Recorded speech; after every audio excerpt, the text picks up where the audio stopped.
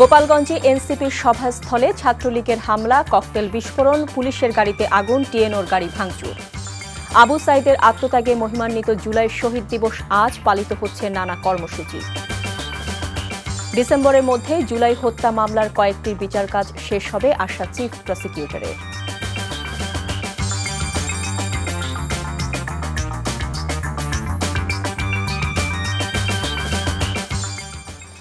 আসসালামু আলাইকুম, মোহসেনা শাওন আপনাদের সবাইকে আমন্ত্রণ জানাচ্ছি এনটিভি দুপুরের খবরে। ক্রাউন সিমেন্ট শিরোনাম দেখছিলেন, এবার পুরো খবর।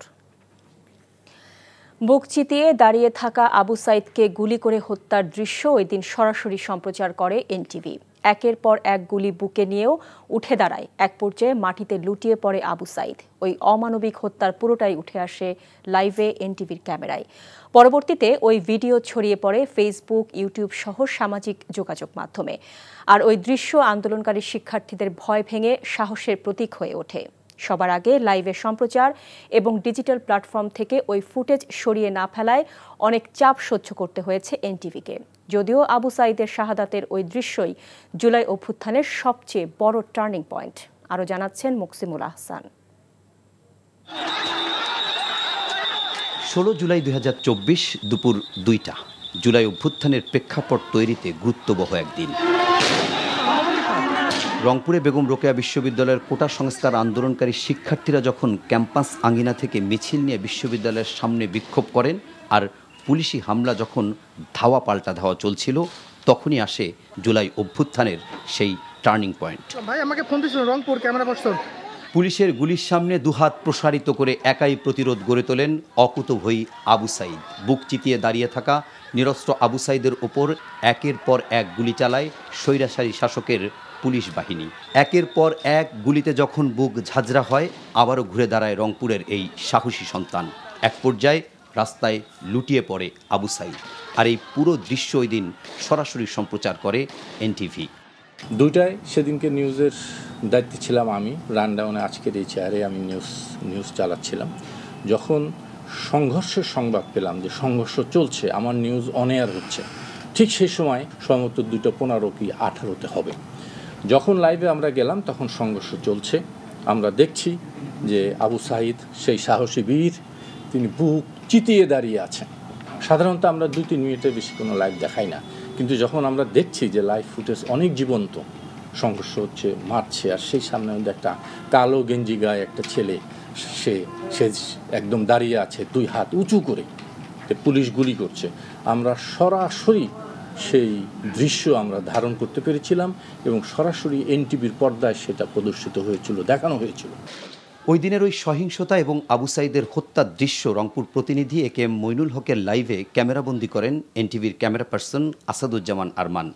তখনই পুলিশ বিভিন্নভাবে রাবার বুলেট ও টিয়ার শেল নিক্ষেপ করতে থাকে। তখনই পার্কের মোড় এলাকায় টিয়ার শেলের ঝাঁঝালো গন্ধে অন্ধকার হয়ে আসে। আমি এবং আমার রিপোর্টার একে মইনুল ভাই জীবনের ঝুঁকি নিয়ে এই কাজটি করি, যা আন্দোলনরত শিক্ষার্থীদের টার্নিং পয়েন্ট হিসেবে দাঁড়িয়েছে। আবু সাইদের শাহাদাতের ওই দৃশ্য সবার আগে এনটিভিতে সরাসরি সম্প্রচার করা হয়, আর পরবর্তীতে ওই ফুটেজ ভাইরাল হয় সামাজিক যোগাযোগ মাধ্যমে। আন্দোলনকারী শিক্ষার্থীদের জন্য ওই দৃশ্য হয়ে ওঠে সাহসের প্রতীক। কিন্তু আবু সাইদকে গুলি করে হত্যা করার দৃশ্য ধারণ করা, সবার আগে সম্প্রচার এবং ডিজিটাল মাধ্যমে এর ব্যাপক প্রভাব পড়ায় তৎকালীন ফ্যাসিবাদী শাসকের পক্ষ থেকে চাপ আসে এনটিভির উপর। বিশাল চাপ আসে। সেই চাপ আমাদের কর্তৃপক্ষ এবং আমরা সেই চাপ সহ্য করেছি।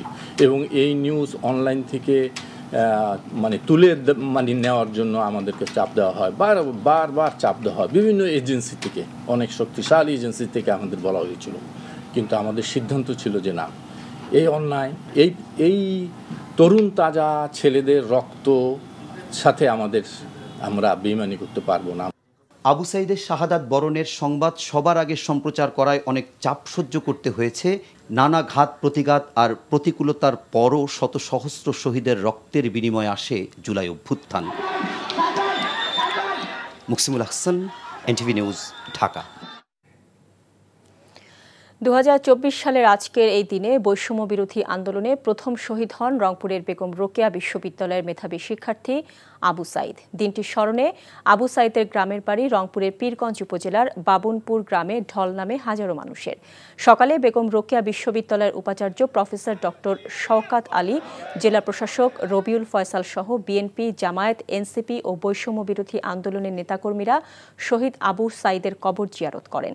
এ সময় শহীদ আবু সাইদের বাবা মকবুল হোসেন, বড় ভাই রমজান আলী, ছোট ভাই আবু হোসেন সহ পরিবারের সদস্যরা উপস্থিত ছিলেন। কবর জিয়ারত শেষে সকলেই আবু সাইদ হত্যার বিচার দাবি করেন। দিনটি উপলক্ষে কালো ব্যাজ ধারণের পাশাপাশি শোক শোভাযাত্রা, শহীদ আবু সাইদ গেট ও চত্বরের উদ্বোধন করেন আইন উপদেষ্টা আসিফ নজরুল। পরে আলোচনা সভায় পরিবেশ উপদেষ্টা সৈয়দা রিজওয়ানা হাসান উপস্থিত ছিলেন। এ সময় উপদেষ্টারা আবু সাইদের সাহসিকতার প্রশংসা করেন। একটা ছেলে জীবন দিতে পারে নিশ্চিত মৃত্যু জেনে, আমরা তাদের অভিভাবক, আমাদের আর ভয় পাওয়ার কোনো অধিকার নেই। তার আত্মত্যাগ আমার মতো একটা মধ্যবয়সী প্রায় ভীতু একটা মানুষকে জীবনের পরোয়া না করে দিনে রাত্রে রাস্তায় থাকার আন্দোলনে উদ্বুদ্ধ করতে পেরেছিল। আবু সাইদের এত বড় শক্তি ছিল। ওর গায়ে গুলিটা কেন মারতে সরকার বলল? তো আমাদেরও তো একই অবস্থা। অনেক কিছু দিতে পারেন বা না পারেন, সেটা অন্য ব্যাপার, কিন্তু গুলিটা মারবেন কেন? এই প্রাণগুলো তো আর ফিরে আসবে না। জুলাই আগস্ট হত্যায় মানবতাবিরোধী অপরাধের বেশ কয়েকটি মামলা আগামী ডিসেম্বরের মধ্যে নিষ্পত্তি হবে বলে জানিয়েছেন chief prosecutor advocate Tajul Islam.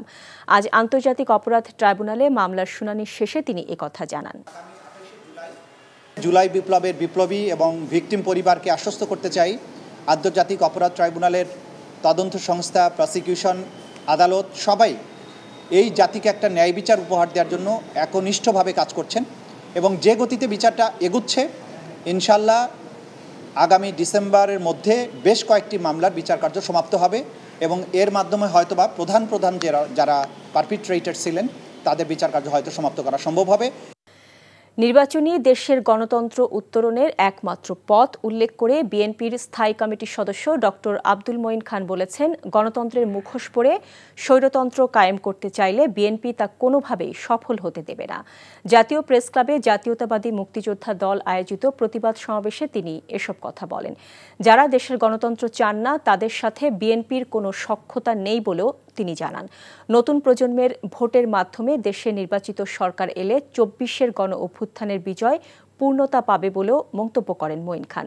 অনুষ্ঠানে বিএনপি চেয়ারপারসনের উপদেষ্টা জয়নাল আবদিন ফারুক অভিযোগ করেন, নির্বাচন ঠেকাতে দেশবিরোধী অশুভ শক্তি কালো টাকার যোগান দিচ্ছে। প্রকাশ্যে বিএনপির শীর্ষ নেতৃত্বের সমালোচনা করায় জামায়াতে ইসলামীকে জনগণের কাছে ক্ষমা চাওয়ারও আহ্বান জানান তিনি।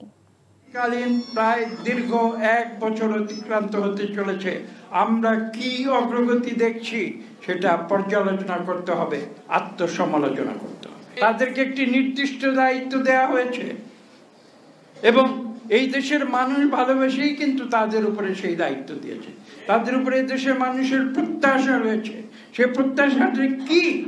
একটি মাত্র প্রত্যাশা, তারা বাংলাদেশকে গণতন্ত্রের উত্তরণ করবে। এর বাইরে আর কোনো সত্য নাই। গণতন্ত্রে যে উত্তরণ, সেই উত্তরণের একটি মাত্র প্রক্রিয়া আছে।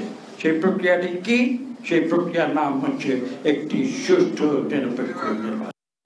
আবারও যাচ্ছি গোপালগঞ্জে, সেখানে আছেন আমাদের স্টাফ করেসপন্ডেন্ট মাহবুব হোসেন সারমাদ। সারমাদ, এনসিপির পথসভা কি শুরু হয়েছে? কি তথ্য আপনার কাছে এই বিষয়ে আছে আমাদের জানাবেন।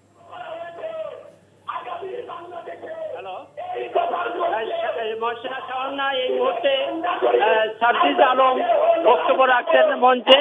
গোপালগঞ্জ পৌর পার্কে যে এনসিপির সমাবেশ চলতেছে, এই সমাবেশে সার্জিস আলম, কেন্দ্রীয় নেতা সার্জিস আলম বক্তব্য রাখছেন। এর আগে আপনার বলে রাখি যে 2:30টার দিকে যখন এনসিপি নেতারা পথে ছিল, আসার আগ মুহূর্তে আওয়ামী লীগ, ছাত্রলীগ সহ একদল সন্ত্রাসী লাঠিসোঁটা নিয়ে মঞ্চে হামলা করে এবং চেয়ার টেবিল এবং মঞ্চে যে আসবাবপত্র ছিল সেইগুলো ব্যাপক ভাঙচুর চালায়। পরে পুলিশ এসে পরিস্থিতি নিয়ন্ত্রণে আনে এবং তাদেরকে ধাওয়া করে। এ সময় পুলিশ কয়েক রাউন্ড গুলি ছোড়ে তারা এক পর্যায়ে পালিয়ে যায়। আর সকালে গোপালগঞ্জ টেকেরহাট সড়কের দুর্গাপুর নামক স্থানে ওইখানে একটি পুলিশের গাড়ি টহল চলতেছিল। সেই সময় তারা ছাত্রলীগের নেতা কর্মীরা গাড়িতে অগ্নিসংযোগ করে এবং এই সময় এক ওসি সহ 3 জন পুলিশ সদস্য আহত হয়। আর এদিকে কোটালীপাড়া গোপালগঞ্জ সড়কের কাঠি নামক স্থানে বড় বড় গাছ কেটে সড়ক অবরোধ করে তারা বিক্ষোভ প্রদর্শন করে এবং এ সময় তারা ডাল সর্দি সহ দেশীয় অস্ত্রশস্ত্র নিয়ে সড়কে এনসিপির বিরুদ্ধে বিভিন্ন স্লোগান দিতে থাকে। জানছিলাম এনসিপির পদযাত্রার খবর। এর সাথে শেষ করছি দুপুরের খবর, তবে যাবার আগে ক্রাউন সিমেন্ট শিরোনামগুলো জানিয়ে যাব আরও একবার। গোপালগঞ্জে এনসিপির সভাস্থলে ছাত্রলীগের হামলা, ককটেল বিস্ফোরণ, পুলিশের গাড়িতে আগুন, টিএনওর গাড়ি ভাঙচুর। আবু সাইদের আত্মত্যাগের মহিমান্বিত জুলাই শহীদ দিবস আজ পালিত হচ্ছে নানা কর্মসূচি। ডিসেম্বরের মধ্যে জুলাই হত্যা মামলার কয়েকটি বিচার কাজ শেষ হবে আশা চিফ প্রসিকিউটরের। এই ছিল দুপুরের খবরে। এই খবরের ভিডিও সহ আপডেট জানতে ভিজিট করুন এনটিভি অনলাইন www.ntvbd.com। এছাড়াও এনটিভি জনপ্রিয় সব অনুষ্ঠান ও খবরের আপডেট জানতে ভিজিট করুন আমাদের ইউটিউব ও ভেরিফাইড ফেসবুক পেজ। 5টায় দেশের খবর দেখার আমন্ত্রণ রইল। এতক্ষণ সাথে থাকার জন্য সবাইকে ধন্যবাদ।